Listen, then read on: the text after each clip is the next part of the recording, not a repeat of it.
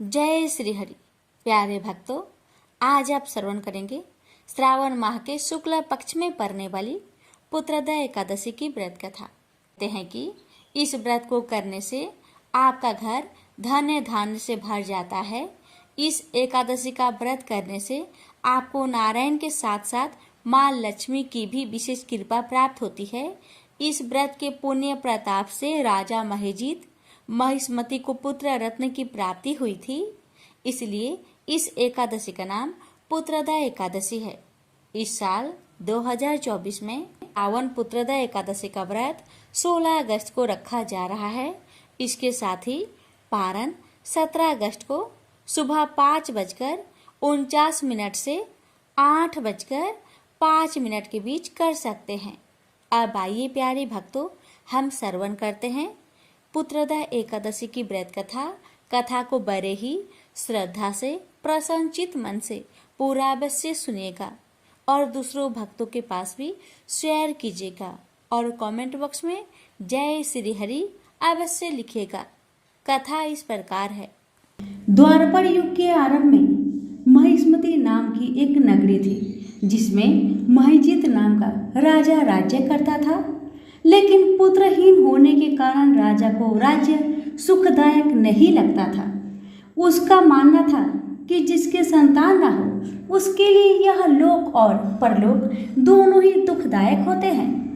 पुत्र सुख की प्राप्ति के लिए राजा ने अनेक उपाय किए, परंतु राजा को पुत्र की प्राप्ति नहीं हुई।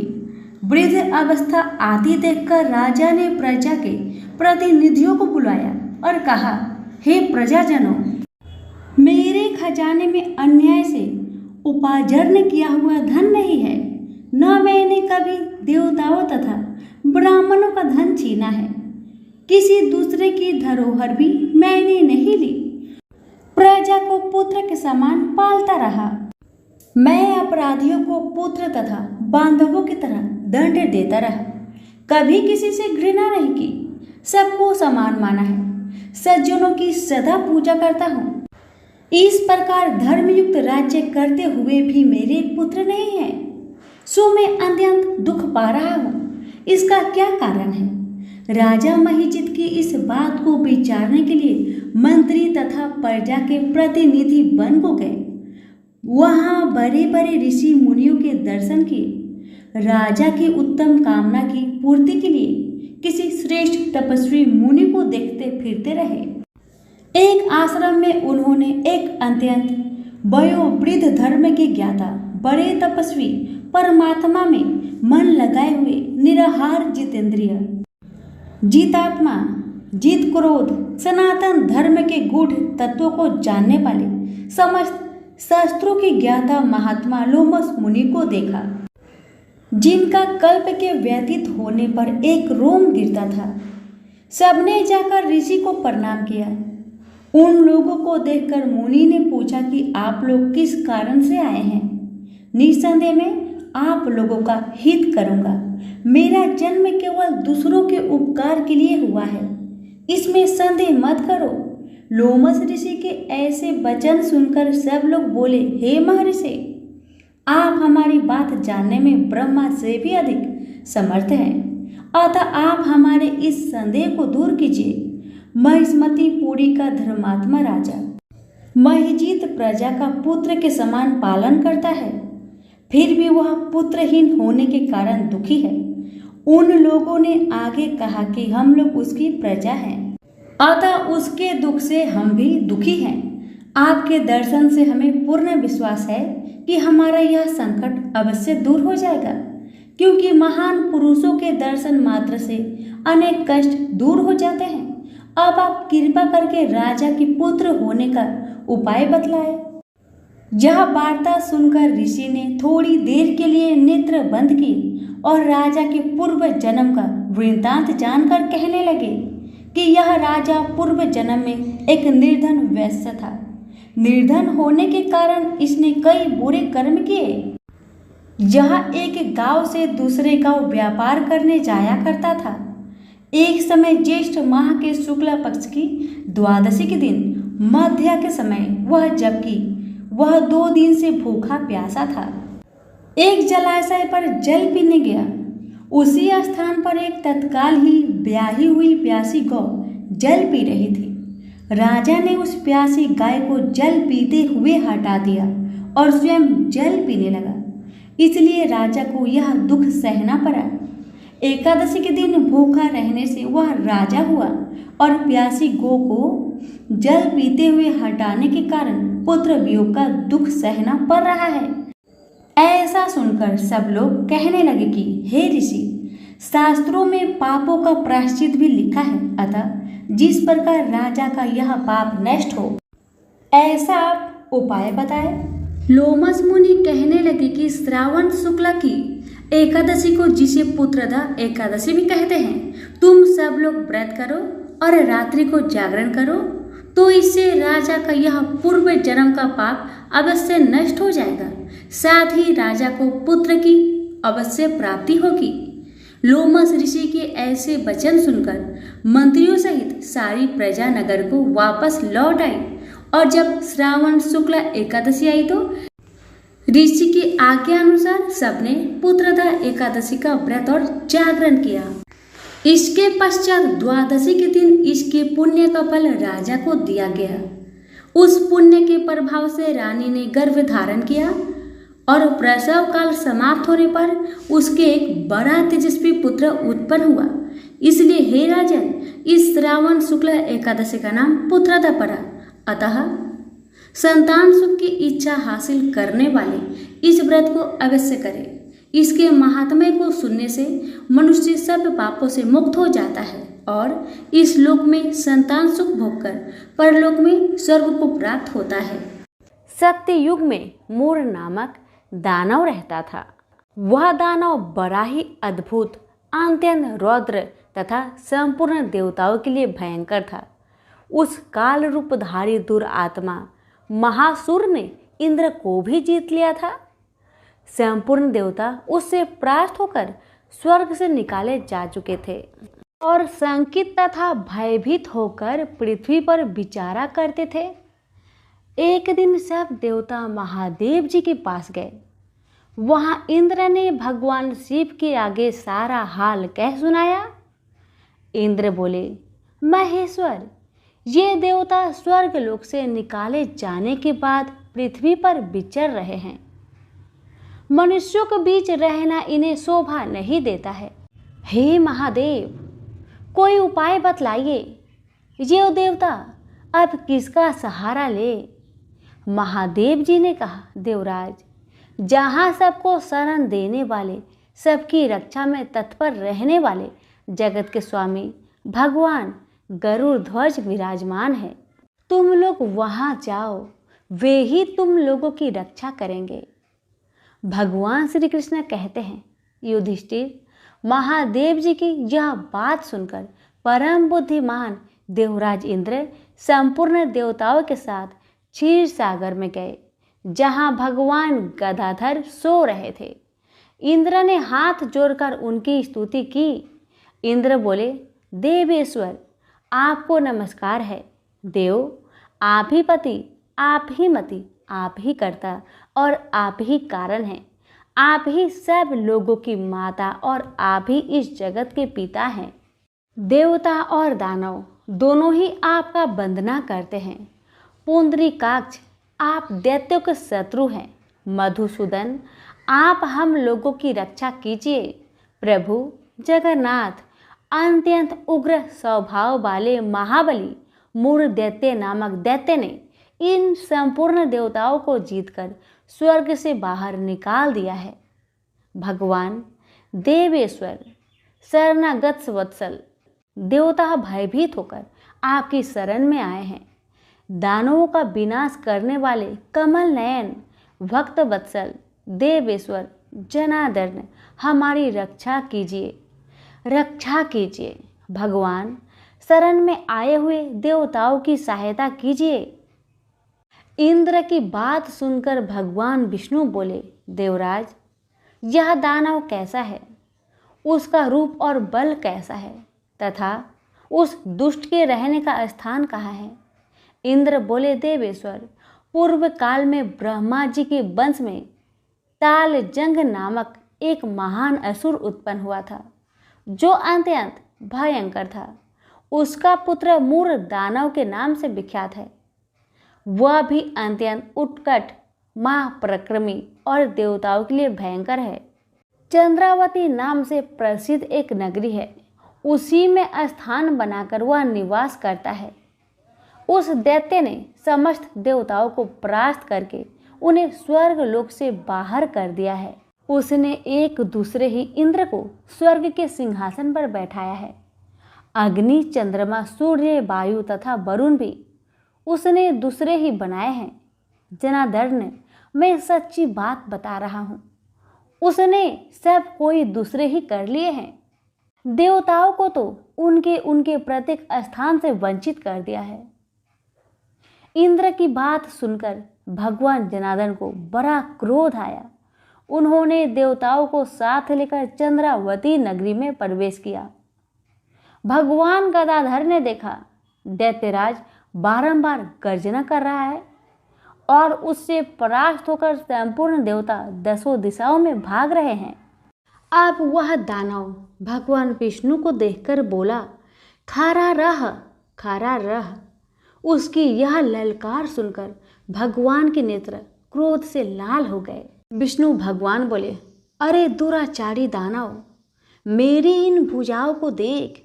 यह कहकर भगवान श्री हरि विष्णु ने अपने दिव्य बाणों से सामने आए हुए दुष्ट दानव को मारना आरंभ किया। दानव भय से विहल हो उठे। पांडुनंदन तत्पश्चात श्री विष्णु ने दैत्य सेना पर चक्र का प्रहार किया। उससे छिन्न भिन्न होकर सैकड़ों योद्धा मौत के मुख में चले गए। इसके बाद भगवान मधुसूदन बद्रिका आश्रम में चले गए। वहां सिंहवती नाम की गुफा थी, जो 12 योजन लंबी थी। पांडुनंदन, उस गुफा में एक ही दरवाजा था। भगवान विष्णु उसी में सो गए। वह दानव मूर भगवान को मार डालने के उद्देश्य से उनके पीछे पीछे तो लगा ही था, अतः उसने भी उसी गुफा में प्रवेश किया। वहां भगवान को सोते देख उसे बड़ा हर्ष हुआ। उसने सोचा, यह दानों को भय देने वाला देवता है, अतः निसंदेह इसे मैं मार डालूंगा। युधिष्ठिर, दानव के इस प्रकार विचार करते ही भगवान विष्णु के शरीर से एक कन्या प्रकट हुई, जो बड़ी ही रूपवती, सौभाग्यशालिनी तथा दिव्य अस्त्र शस्त्रों से सुसज्जित थी। वह भगवान के तेज के अंश से उत्पन्न हुई थी। उसका बल और पराक्रम महान था। युधिष्ठिर, दानवराज मूर ने उस कन्या को देखा। कन्या ने युद्ध का विचार करके दानव के साथ युद्ध करने के लिए याचना की। युद्ध छिड़ गया। कन्या सब प्रकार की युद्ध कला में निपुण थी। वह महान असुर उस कन्या के हुक्कार मात्रा से ही जलकर राख के ढेर में परिवर्तित हो गया। दानव के मारे जाने पर भगवान जाग उठे। उन्होंने दानव को धरती पर इस प्रकार निष्प्राण पड़ा देखकर कन्या से पूछा, मेरा यह शत्रु अत्यंत उग्र और भयंकर था, किसने इसका वध किया है? तब कन्या बोली, स्वामीन, आपके ही प्रसाद से मैंने ही इस महादैत्य का वध किया है। श्री भगवान ने कहा, कल्याणी, तुम्हारे इस कर्म से तीनों लोकों के मुनि और देवता आनंदित हुए हैं। अतः तुम्हारे मन में जैसी इच्छा हो उसके अनुसार मुझसे कोई वर मांग लो। देव दुर्लभ होने पर भी वह वर मैं तुम्हें अवश्य दूंगा, इसमें तनिक भी संदेह नहीं है। वह कन्या साक्षात एकादशी ही थी। उसने कहा, प्रभु, यदि आप प्रसन्न है तो आपकी कृपा से सब तीर्थों में प्रधान, समस्त विघ्नों का नाश करने वाली तथा सब प्रकार की सिद्धि देने वाली देवी हो। जनार्दन, जो लोग आप में भक्ति रखते हुए मेरे दिन को उपवास करेंगे, उन्हें सब प्रकार की सिद्धि प्राप्त हो। हे माधव, जो लोग उपवास बिना भोजन के अथवा एक वक्त भोजन ग्रहण करके मेरे व्रत का पालन करें, उन्हें आप धन, धर्म और मोक्ष प्रदान दीजिए। परम दयालु भगवान श्री हरि नारायण बोले, कल्याणी, तुम जो कुछ कहती हो वह सब पूर्ण होगा। सभी प्रेम से बोलिए एकादशी माता की जय, लक्ष्मी नारायण की जय। एक बार इंद्र सहित देवताओं ने भगवान शिव की परीक्षा करनी चाहिए। वह देवों के गुरु बृहस्पति के साथ कैलाश पर्वत पर पहुंचे। शिव ने अपनी आत्मिक शक्ति के बल पर जान लिया कि ये लोग मेरी परीक्षा लेने आ रहे हैं, अतः उन्होंने एक अवधूत का भेष धारण कर लिया और उनके मार्ग में आ खड़े हुए। इंद्र ने उन्हें राह से हट जाने का संकेत किया, किंतु अवधूत भेषधारी शिव अपने स्थान पर खड़े रहे। यह देख इंद्र को क्रोध आ गया। बोले, अरे हट रास्ते से, जानता नहीं मैं कौन हूँ? हट जा, नहीं तो वज्र से तेरे टुकड़े टुकड़े कर दूंगा। धमकी सुनकर अवधूत भेषधारी शिव को क्रोध आ गया। उन्होंने जोर से एक हुक्कार भरी, जिसे सुनकर चारों दिशाएं कांप उठी। गुरु बृहस्पति तुरंत भाग गए कि अवधूत वास्तव में कोई और न होकर स्वयं भगवान शिव है। उन्होंने इंद्र को संकेत करके कहा, क्या अनर्थ कर रहे हो सुरेंद्र? तुम भगवान शिव को नहीं पहचान रहे हो, ये तो साक्षात भगवान शिव है। इंद्र को अपनी भूल का ज्ञान हुआ। वह तुरंत भगवान शिव के चरणों में गिरकर क्षमा याचना करने लगे। क्षमा करे भगवान, मुझसे पहचानने में भूल हो गई। गुरु बृहस्पति ने कहा, हाँ प्रभु, देवेंद्र को क्षमा कर दीजिए, आपको पहचान नहीं पाए थे। अनजाने में ही इन्होंने आपको अब सब कह दिए, क्षमा कीजिए। गुरु बृहस्पति के अनुनय विनय करने पर शिव ने इंद्र को क्षमा कर दिया। इस घटना के कुछ दिनों बाद एक विलक्षण चमत्कार हुआ। समुद्र तट पर गंगा सागर के किनारे एक बालक रेत में पड़ा हुआ रुदन कर रहा था। उसके गले से इतना प्रलयकारी रुदन फूट रहा था कि उससे चारों दिशाएं कांपने लगी। देव दानव दैत्य सब घबरा गए, वायु थम सी गई। घबराए हुए देवता इंद्र सहित पितामह ब्रह्मा के पास पहुंचे और उनसे कहा, पितामह, सागर संगम पर एक अद्भुत बालक रेत में पड़ा रो रहा है। वह इतनी जोर जोर से रुदन कर रहा है कि देवों में भय छा गया है। कृपया चलकर इस संकट को दूर कीजिए। पितामह ब्रह्मा इंद्र आदि देवताओं के साथ सागर संगम पहुंचे। पितामह के पहुंचते ही सागर अपने स्थान से निकला। उसने इंद्र सहित पितामह की वंदना की।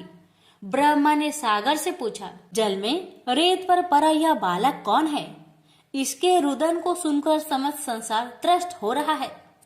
सागर ने कहा, मैं नहीं जानता भगवान। एक दिन एक विलक्षण तेज लहरों में आ गया था, उसी से इस बालक की उत्पत्ति हुई है।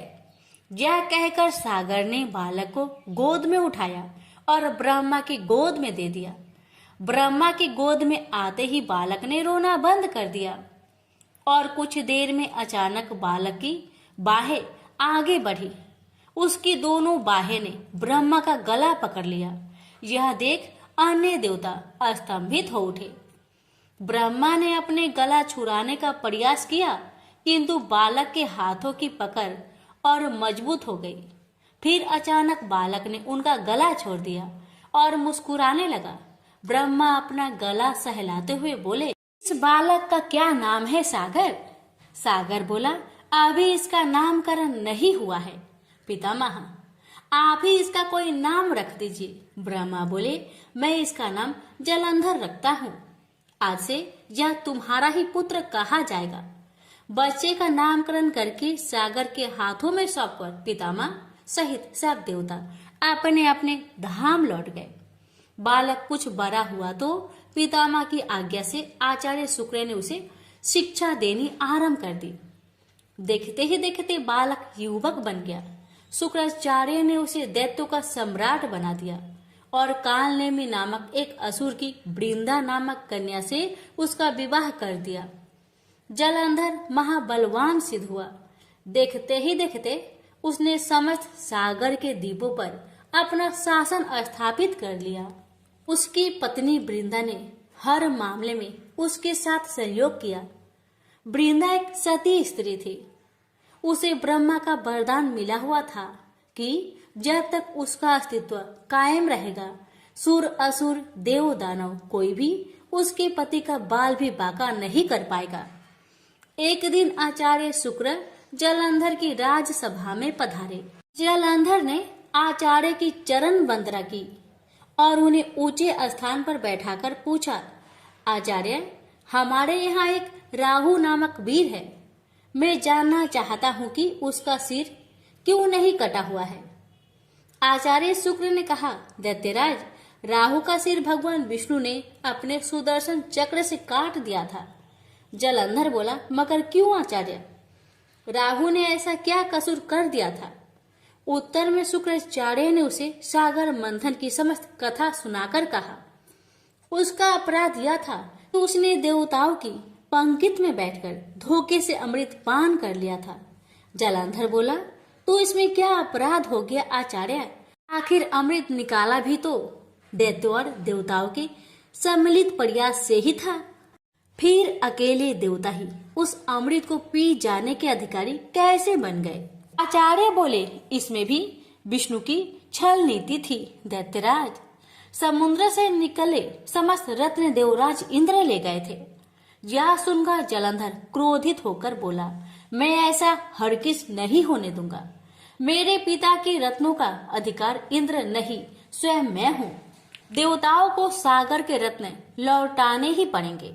उसके बाद शुक्राचार्य तो वापस अपने स्थान पर चले गए और जलंधर ने घमसर नामक दैत्य को बुलाकर इंद्रपुरी रवाना कर दिया ताकि वह इंद्र को यह संदेश दे आए कि सागर मंथन से प्राप्त सारे रत्नों को उसे सौंप दे।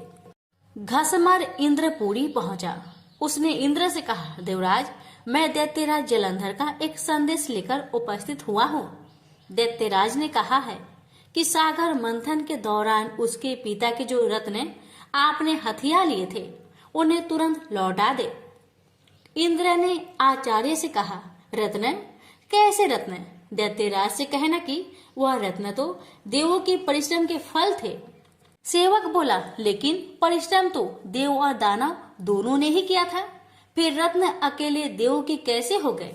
सीधा तरह रत्नों को लौटा दो, वरना इसका परिणाम बड़ा भयंकर होगा। यह सुनकर इंद्र क्रोधित होकर बोला, तुम्हारा इतना साहस, मेरी पूरी में ही मुझे धमकाते हो? ठहरो पापी, मैं अभी तुम्हें इसका मजा चखाता हूँ। यह कहकर इंद्र ने अपना ब्रज निकाल लिया, लेकिन तभी आचार्य बृहस्पति ने उसे रोक दिया और उसे समझाते हुए बोले, क्रोध में मत आओ सुरराज, यह दूत है और दूत अवध्य होता है, इसे जाने दो। हमसर वापस जलंधर के पास पहुंचा और इंद्र द्वारा किया गया उत्तर उसे कह सुनाया। सुनकर जलंधर आग बबूला हो उठा। उसने तुरंत चारों दिशाओं में स्थित दैत्यों के पास संदेश भिजवा दिया कि वे तुरंत इंद्रपुरी पर आक्रमण कर दे। साथ ही अपने सेनापतियों शुभ और निशुभ के साथ इंद्रलोक पर चढ़ाई कर दी। शीघ्र ही दैत्यों की सेना इंद्र के नंदन वन में जा पहुंची और सैनिक ने देवताओं का विध्वंस करना आरंभ कर दिया। दैत्यों के दल अमरावती को नष्ट भ्रष्ट करने में लग गए। दोनों पक्षों के वीरों की लाशें जमीन पर गिरने लगी। आचार्य बृहस्पति देवों की ओर से और शुक्राचार्य दैत्य की ओर से घायल और मृत वीरों का उपचार करने लगे और वे पुनः जीवित होकर युद्ध करने लगते। युद्ध चलता रहा, लेकिन किसी भी पक्ष को विजय नहीं मिल पा रही थी।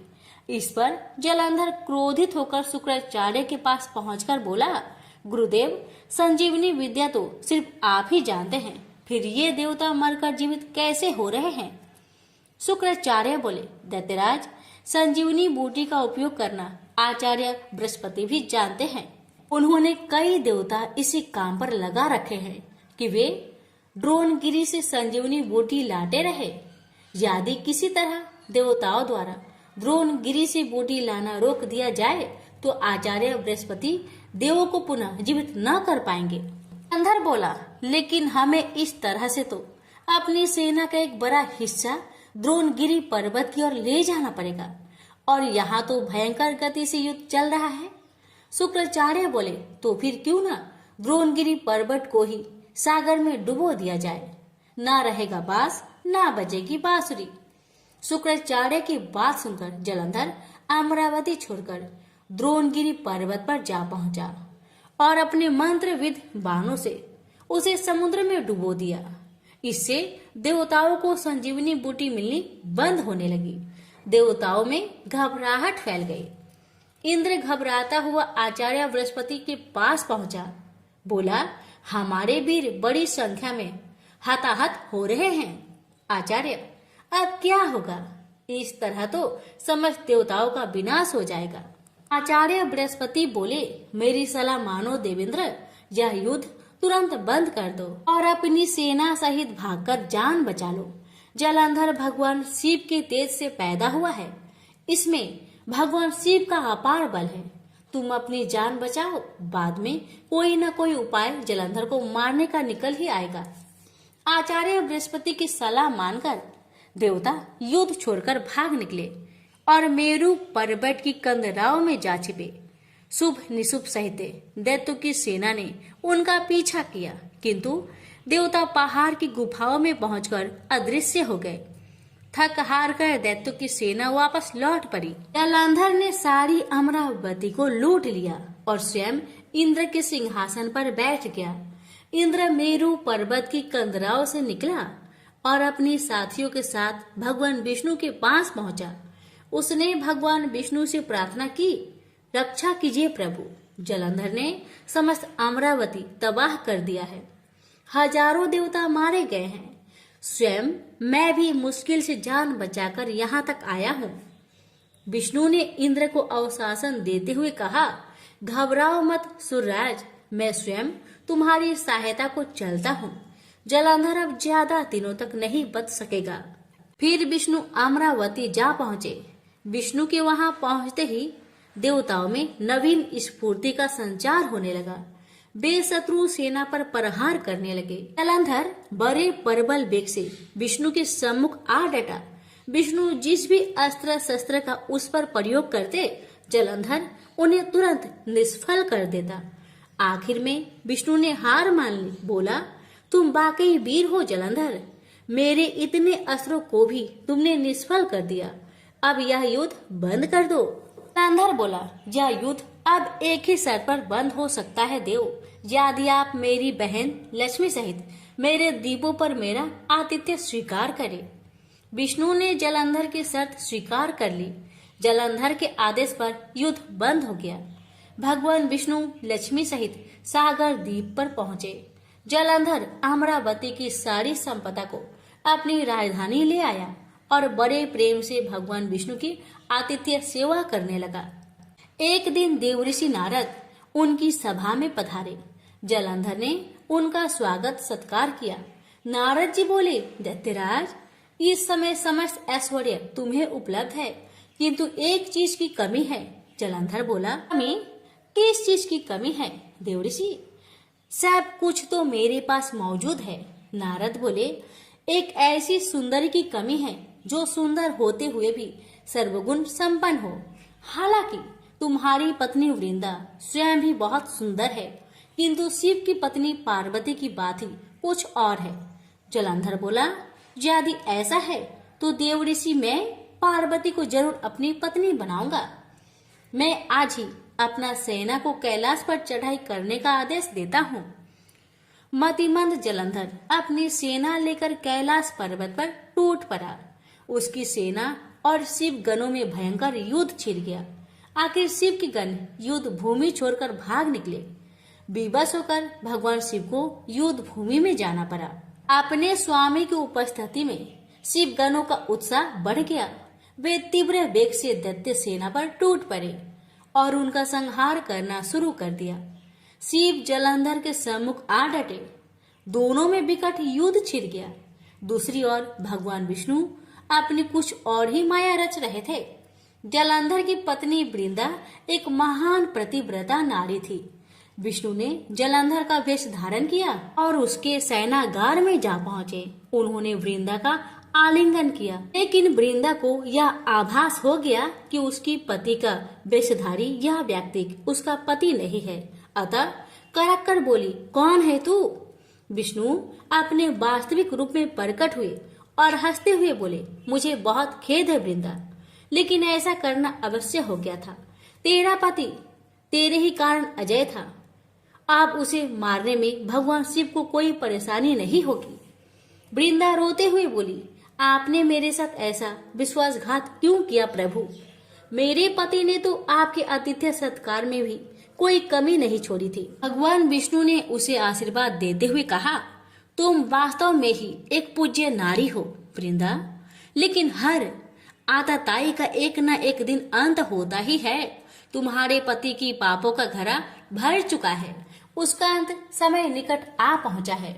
मैं तुम्हें वरदान देता हूँ कि आज से सारे संसार में तुम पूजी जाओगी। स्त्रियां तुम्हारी पूजा क्या करेगी? पश्चाताप की अग्नि में जलती हुई वृंदा अग्नि में कूद पड़ी और देखते ही देखते भस्म हो गई। उसके शरीर का तेज निकलकर पार्वती के शरीर में प्रविष्ट हो गया। देवताओं ने पुष्प वर्षा की। वृंदा के अग्नि में भस्म होते ही जलंधर का तेज घट गया। भगवान शिव ने अपने त्रिशूल से उसका मस्तिष्क काट दिया। जलंधर के मरते ही उसका वह तेज जिससे वह आज तक अजय था, शिव के शरीर में प्रविष्ट हो गया। दैत्य सेना घबराकर भाग निकली। देवताओं ने शिव की जय जयकार की। इंद्र ने पुनः अपना सिंहासन प्राप्त कर लिया और कुछ काल बाद सर्वत्र अमन चैन व्याप्त हो गई। तो प्रेम से बोलिए, हर हर महादेव, माता पार्वती की जय, लक्ष्मी नारायण की जय। लपसी तपसी की कहानी। एक लपसी था, एक तपसी था। तपसी हमेशा भगवान की तपस्या में लीन रहता था। लपसी रोजाना 1.25 सेर की लपसी बनाकर भगवान का भोग लगाकर जीम लेता था। एक दिन दोनों लड़ने लगे। तपसी बोला, मैं रोज भगवान की तपस्या करता हूँ, इसलिए मैं बड़ा हूँ। तपसी बोला, मैं रोज भगवान को 1.25 सेर लापसी का भोग लगाता हूँ, इसलिए मैं बड़ा हूँ। नारद जी वहां से गुजर रहे थे। दोनों को लड़ता देखकर उनसे पूछा कि तुम क्यों लड़ रहे हो? तपसी ने खुद के बड़ा होने का कारण बताया और लपसी ने अपना कारण बताया। नारद जी बोले, तुम्हारा फैसला मैं कर दूंगा। दूसरे दिन लपसी और तपसी नहाकर अपनी रोज की भक्ति करने आए तो नारद जी ने छुपकर 1.25 करोड़ की एक एक अंगूठी उन दोनों के आगे रख दी। तपसी की नजर जब अंगूठी पर पड़ी तो उसने चुपचाप अंगूठी उठाकर अपने नीचे दबा ली। लपसी की नजर अंगूठी पर पड़ी लेकिन उसने ध्यान नहीं दिया। भगवान को भोग लगाकर लपसी खाने लगा। नारद जी सामने आए तो दोनों ने पूछा कि कौन बड़ा है, तो नारद जी ने तपसी से खड़ा होने को कहा। वो खड़ा हुआ तो उसके नीचे दबी अंगूठी दिखाई पड़ी। नारद जी ने तपसी से कहा, तपस्या करने के बाद भी तुम्हारी चोरी करने की आदत नहीं गई, इसलिए लपसी बड़ा है और तुम्हें तुम्हारी तपस्या का कोई फल भी नहीं मिलेगा। तपसी शर्मिंदा होकर माफी मांगने लगा। उसने नारद जी से पूछा, मुझे मेरी तपस्या का फल कैसे मिलेगा? नारद जी ने कहा, यदि कोई गाय और कुत्ते की रोटी नहीं बनाएगा तो फल तुम्हें मिलेगा। यदि कोई ब्राह्मण को भोजन करवाकर दक्षिणा नहीं देगा तो फल तुम्हें मिलेगा। यदि कोई साड़ी के साथ ब्लाउज नहीं देगा तो फल तुझे मिलेगा। यदि कोई दिए से दिया जलाएगा तो फल तुझे मिलेगा। यदि कोई सारी कहानी सुने लेकिन तुम्हारी कहानी नहीं सुने तो फल तुझे मिलेगा। उसी दिन से हर व्रत कथा कहानी के साथ लपसी तपसी की कहानी भी सुनी और कही जाती है। तो प्रेम से बोलिए विष्णु भगवान की जय। धन्यवाद।